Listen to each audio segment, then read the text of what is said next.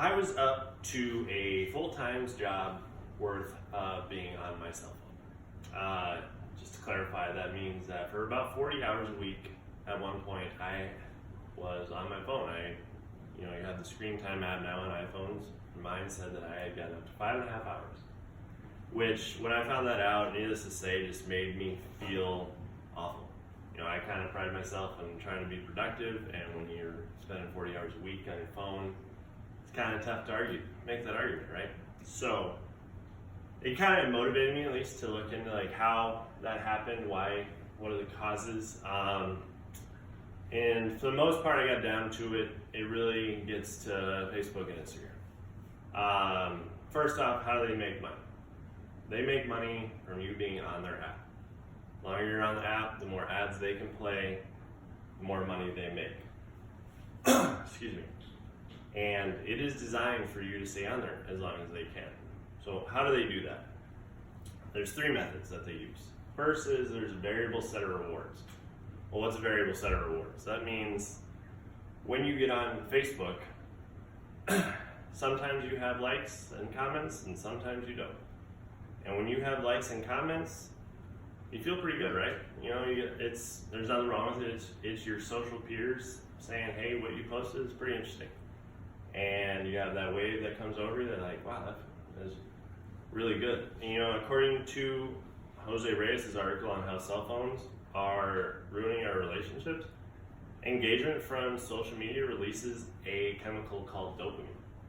Well, what's dopamine? Dopamine is the second part of the process, and it makes you happy.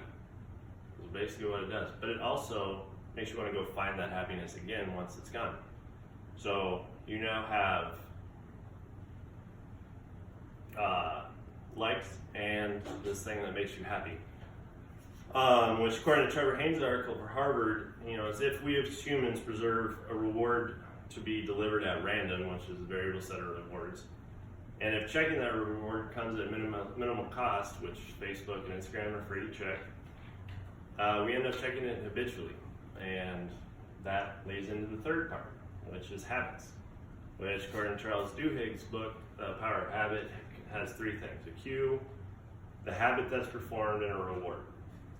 Well, the reward is dopamine, which is very, very powerful. The habit is checking your phone, and then the cue can be anything. The most common thing is when you get bored, you check your phone.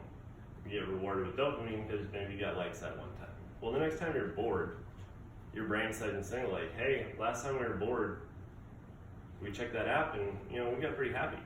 So that's just one. What happens when you're tired and want to check your phone, or you're getting coffee, or so many other things where your habit follows and then you're rewarded with dopamine. You have a bunch of powerful habits forcing you to continue to be on your phone.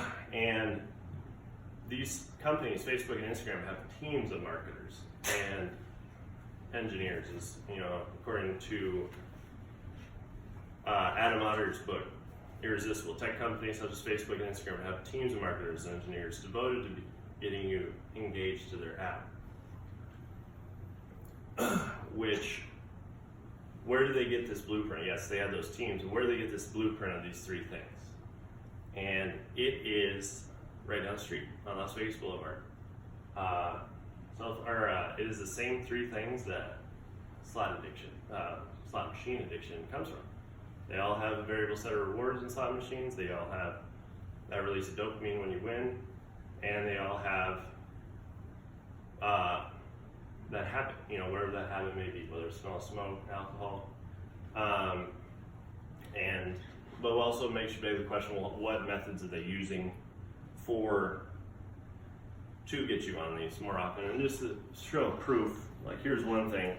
You watch a video, as soon as it's over, as it's about to get over, it flips immediately to the next video, which could be an ad.